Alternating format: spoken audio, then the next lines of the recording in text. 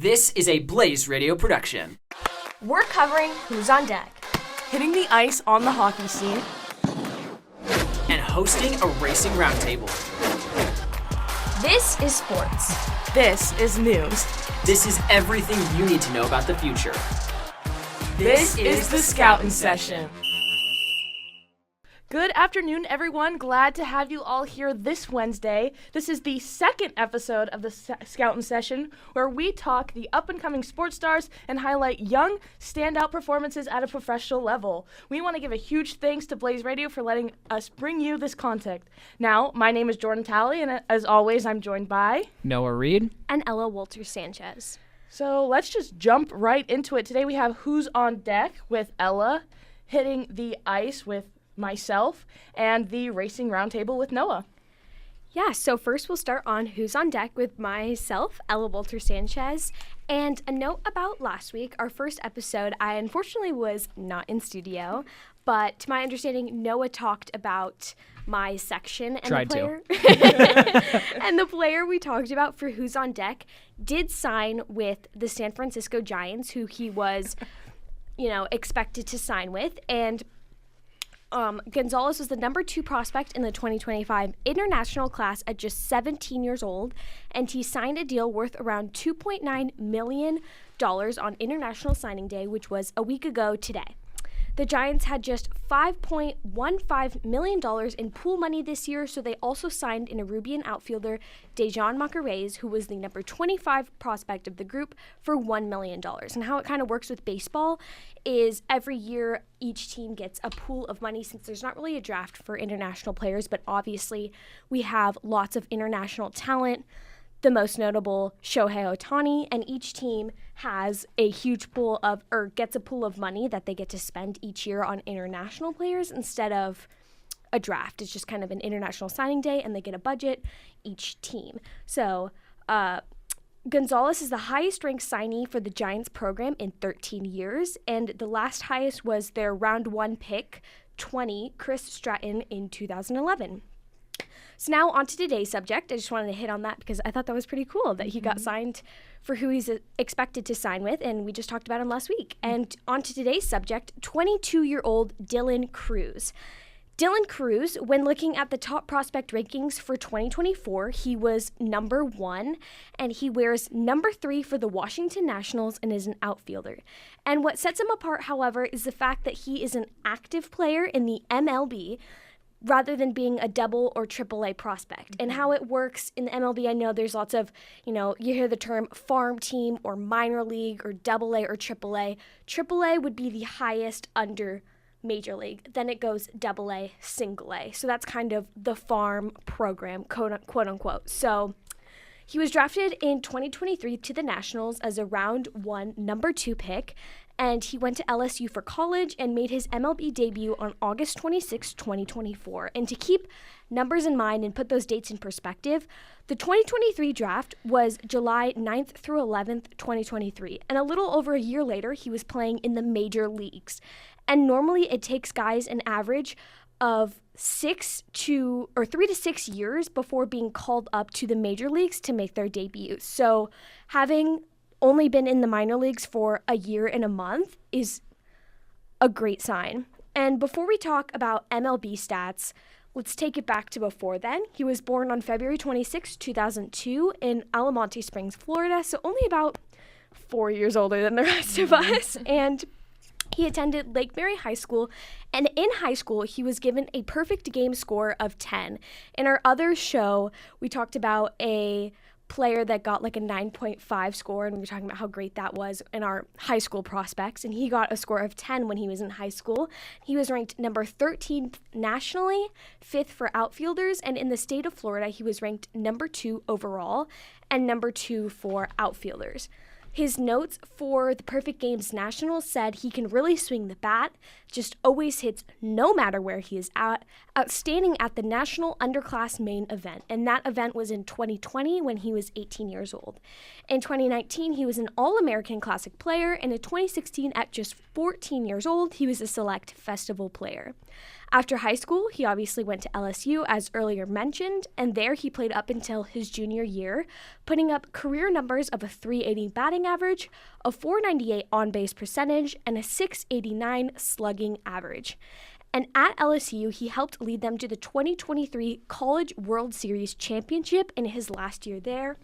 Then he sought the MLB draft in the summer of 2023 and was drafted at number 2 under teammate and familiar name Paul Skeens, who was the 2024 Rookie of the Year.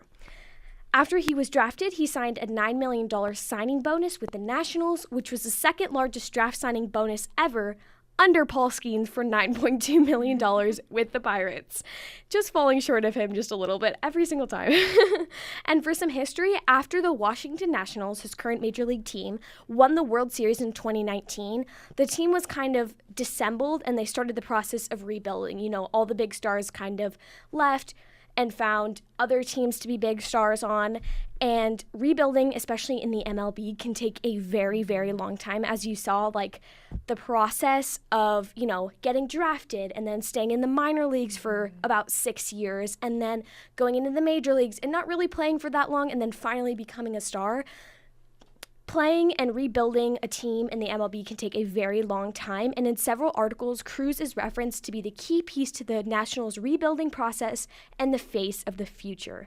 In his last 30 games in 2024, Cruz had 116 at-bats with 12 runs, 26 hits, 3 home runs, 8 RBIs, 10 walks, and a .224 average. And with these stats and this promise, with across several articles and just his overall history, Cruz is definitely a baseball prospect we want to watch for in the next few years, especially while the Nationals are rebuilding. This one's really cool to me. It just sticks out because, again, we're not just going to talk about people who are our age or younger. We're also going to track people, you know, who are in their early 20s who haven't necessarily had that spotlight moment on them yet. And it sounds like from everything you've said with the Washington Nationals being in that rebuild process, especially when, you know, they don't just have these soft rebuilds. This is more of a full scale, all right, we're going to hit the ground, you know, not necessarily running, kind of flat in our face, but when we get back up, we're going to know how to sprint. So that excites me. Yeah. So, sorry. No, go ahead. I was just having I just had a question since I don't know baseball like you do. Is it not common to get drafted and then go straight to the MLB? Yeah, correct. What we were talking about is like drafting. It's normally you would, you know, finish college or stuff like that. And drafting, it's normally you get drafted and then you go to the minor leagues, which there you stay for about 3 to 6 years on average, and then you go. But it's a minor league team so you get drafted to the Nationals. Affiliate team, yes, right? and it's their minor league team. Yeah. So then you stay in that like farm system for a bit for that team.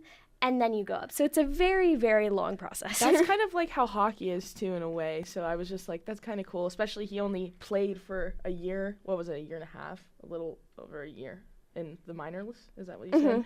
And now he's just in the MLB. That's awesome, actually. Yep.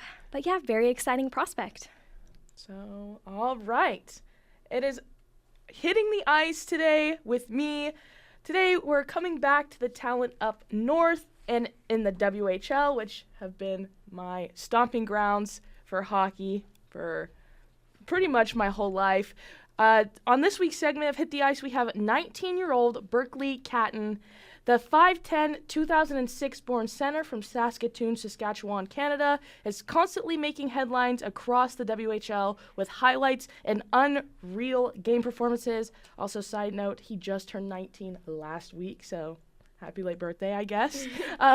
Catton is in his 4th season with the Spokane Chiefs, but has also played for other super hockey teams like the Shattuck St. Mary's, Shattuck St. Mary's School, in which Sidney Crosby also attended. And for those of you who don't know, Sidney Crosby, #1 overall draft pick in 2005, immediately took the league by storm, often noted as one of the greatest hockey players of all time. and one of my personal favorites growing up watching.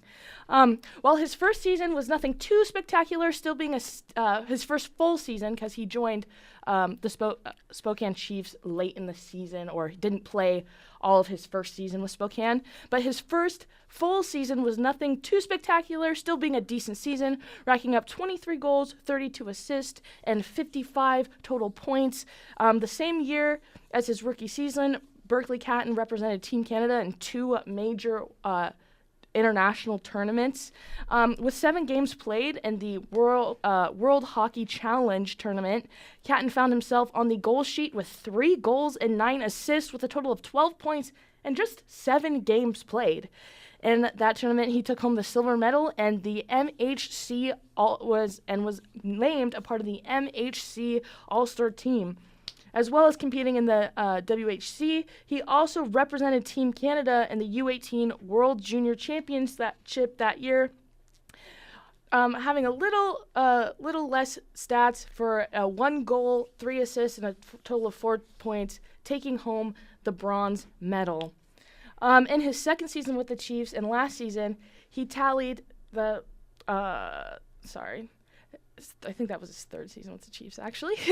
He tallied 54 goals, 62 assists, and a total of 116 points, which led the team in scoring and total points and placed him second among his teammates for assists,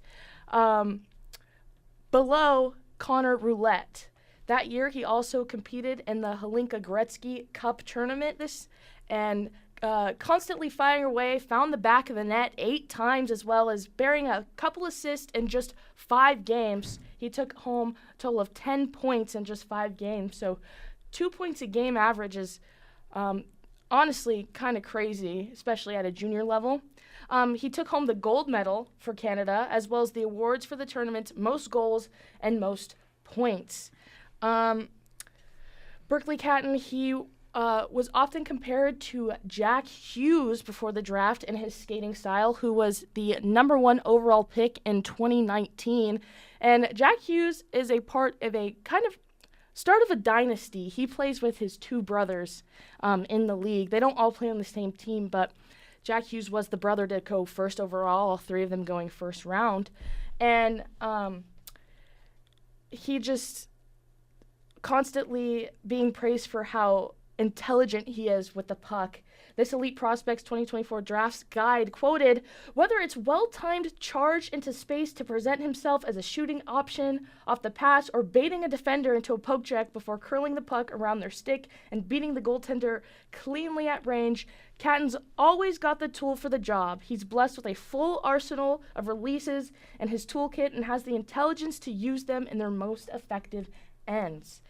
He was draft eligible last year, so going his pre-draft rankings, I should say, he was constantly in the top 10 overall picks. He was the first overall pick by the Spokane Chiefs in the WHL in 2021. He was predicted to go 8th overall by Elite Prospects, 14th overall by TSN's Craig Button, 7th overall by McKean's Hockey, and 12th overall again by TSN Mackenzie.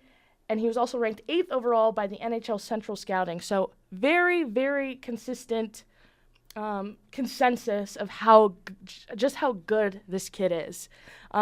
Berkeley Catton entered the 2024 NHL Draft at 18 years old last year and went 8th overall to the Seattle Kraken, staying in the Evergreen State and the Pacific Northwest as his major junior team, the Spokane Chiefs, just a little out west than Spokane, but still in Washington. This year, donning the C on his chest, he is leading his team in assists and total points with 42 assists and 62 total points, respectively, as well as second on the team in goals with 20 goals. The Spokane Chiefs are on a heater as of late, and so is Berkeley Catton. In his last 5 games, Catton has racked up an impressive 15 points with 6 goals and 9 assists and only 2 penalty minutes, which I feel like if you're doing that much damage to other teams' defenses, I feel like you'd be, for lack of a better word, pissing off some people. So only getting 2 PIMs is kind of also just goes to show his temperament and how patient he is with the game. He is currently ranked 7th among all NHL players in points and assists, where he sits below last week's prospect, Gavin McKenna, who holds that number 1 spot.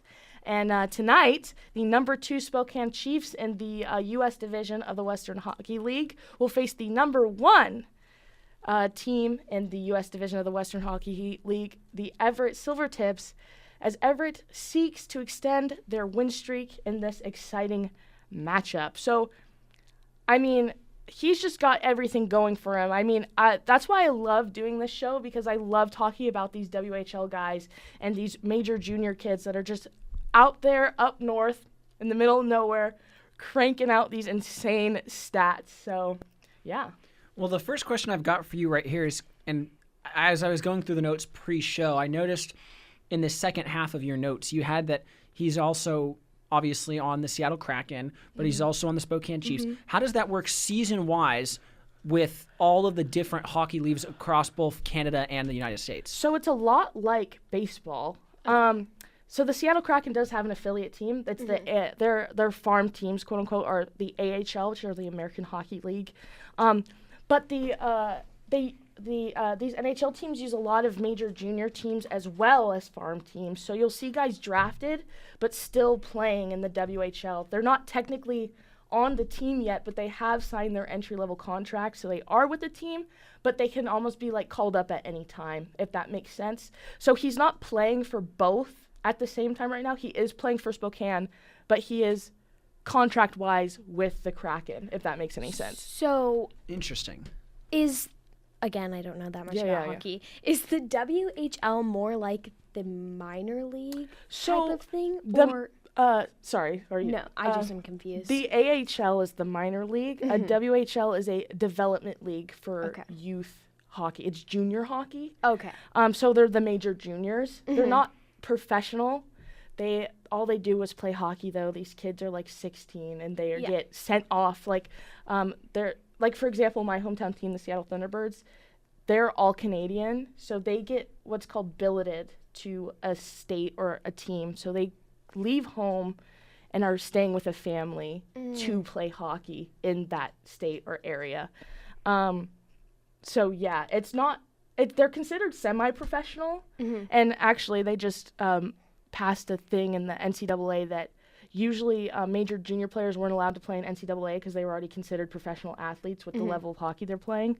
But now we're seeing they got rid of that rule, and now we're going to see some WHL guys even come to ASU next season. Oh, cool. So it's essentially like a higher up club team. Yes, almost. Okay. Exactly. So it is like in tiers from the top to the bottom. It would be the Kraken, and then the other team that he's playing for, that's like the minor league farm team. That would actually be the AHL team. The AHL team, yeah, and then them. Okay, got it. They're not directly affiliated. Yeah. But in terms of like higher up. Yeah. So you usually see NHL, AHL, major juniors, and then like triple AA club hockey. So. Got it. Very interesting. Yeah, and that ladder is starting to become more clear, I think, to Ella. Yeah. But yeah, I mean, I know we got to wrap this up really quick here, but to get on to our next segment. But as a Seattle Thunderbirds fan, this was a little hard for me to write, these being two of our arch nemesis out in the West. So I'm kind of excited for this game matchup, but hoping Everett falls short. So we'll see how it goes. Yeah, well, I'll take you guys right on into this week's edition of the Racing Roundtable, and today it's my absolute pleasure to introduce to you all 19-year-old NASCAR Regional and Inex Legends driver Brendan Rusbarski. Brendan grew up in Tracy, California, began his racing career when he hopped onto a dirt bike, which isn't necessarily the typical route that you see a lot of NASCAR drivers take these days, but it was a trip to North Carolina when he was 10 years old that gave him his first taste of go-karting, and from that point forward, he was hooked. He spent the next 3 years in transition, kind of going back and forth between the dirt bikes and the go-karts, but he really got competitive into the go-karting scene. In 2017, started working with Steve Cameron Karting, and I did a little digging, and Cameron Racing has been around since 1987, and Jordan, I'm sure you will recognize some of these names. They've competed in IMSA, Grand American World Challenge, the Indy Lights, Formula 4, just to name a few.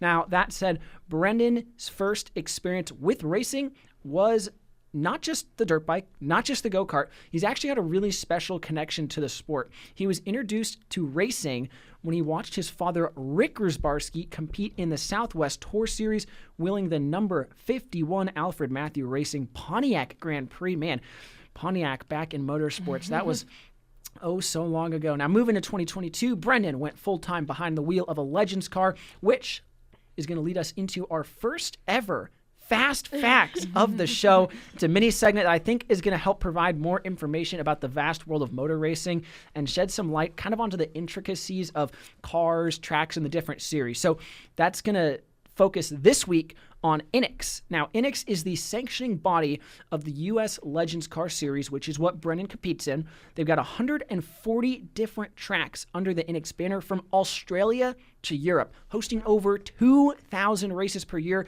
on asphalt ovals, dirt ovals, and road courses. And that has been your Fast Facts of the week. Hope you guys enjoyed. Stay tuned for whatever Fast Fact comes your way next week. Sponsored by. If anyone cares to sponsor us here, just give us a holler. But anyways, back to Brendan. He scored 6 podiums and 9 races, collecting 2 trophies back in 2022. But by 23, he improved while working with crew chiefs Peyton Saxon and Jason Irwing, winning the 2023 California State Legends Road Course Championship. He also finished second in the Pro Points for the Legend Tour Series that year. But he also strapped behind the wheel of a modified for the first time, which we talked about last week at the Las Vegas Bullring. He got Rookie of the Year honors by season's end. And that's going to bring us to 2024. Rosbarski absolutely dominated the Legends of 99 series at the Stockton 99 Speedway, winning the title by a whopping 66 points during the track's 75th anniversary season. And I was there at Stockton. It was about the first 6 races through the season. Rosbarski had not actually won a race. Rosbarski had finished 2nd, 3rd, 4th, 5th. He had found what felt like every way to lose the race. He had lost to Legends champion Jeremy Doss. He'd lost to another young up-and-coming driver, Tyler Reif, who we'll talk about, I'm sure, later on in the show. Stockton locals. It just seemed like he was grasping defeat from the jaws of victory, but he was not to be denied, and he was able to score that championship. And he also got acclimated with the late model division, running a number of races with the Cars Tour West Series, driving the same number that his father wheeled to victory at Stockton back in 2002. I thought that's a cool little nugget. Now he's sponsored by Pentair Pools, Hacienda Pools, Ken Cow Glass, and Go Motorsports. Brendan eyes another successful season, has yet to announce his full 2025 plans as of this moment. So, what are your guys' thoughts on Brendan, just kind of after getting a little bit on his backstory? Well, continuing with the theme of asking questions, I have a question. So, you talked about his race where he won by 66 points. Is that, because I know it's different for different, sports in terms of higher scoring and lower scoring, is 66 points a lot in terms of like the gap between first and second? So it depends on the racetrack. Mm-hmm. So if you're going on the grassroots side of things, you could have a division where, let's say, there's maybe 6 cars that are competitive week in and week out, right? Mm-hmm. And if you win the championship, you could win by margins upwards of 100 points. We've seen that all across the West Coast. However, with Stockton 99 specifically, there was an insane, and I mean insane, number of drivers who competed in the Legends of 99 series. If I go back to our standings, we had 58 different drivers compete for points, and that's not something that you see at a typical local track. They played host to a regional qualifier to the INX Legends at the national scale, which Brendan has competed on several times throughout his career, working under, again, like I said, working with Peyton Sachs, Jason Irwing. He really developed that career and has just a knack not only for the oval racing, but also for the road course racing, which I think in today's motorsports world, you really want to have that diversity.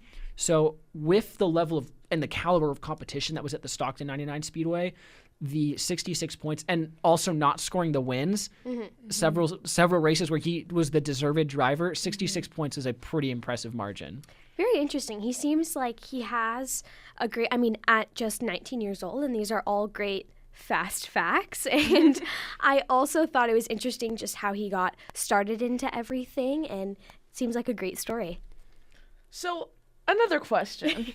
For, like, how it's scored, is it like the top 20 are scored, and is it decreased? Like, because, you know, I'm familiar with the Formula One scoring system. So all drivers will earn points. Okay. Now, what's interesting about the regional level is you will actually get points for qualifying. Okay. And there will sometimes be heat races where some tracks just do or don't dispense points. Okay. But with qualifying, the goal is to score the pole position, right? You get points. You get bonus points, essentially. Okay. However, within the grassroots level, they'll often do a redraw, especially at the late model level. So let's say you win the pole, you're the fastest driver, but you have to redraw, kind of like a hat. You pull the name out of the hat to figure out where you'll start. So it's kind of a luck of the draw system.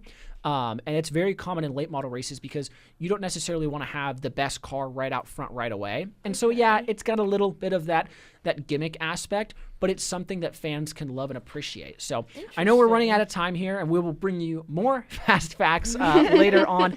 Again, you can catch us next week, 2:30 on Wednesday afternoon. Thank you guys so much for listening. We'll see you all next time on the Scoutin' Session.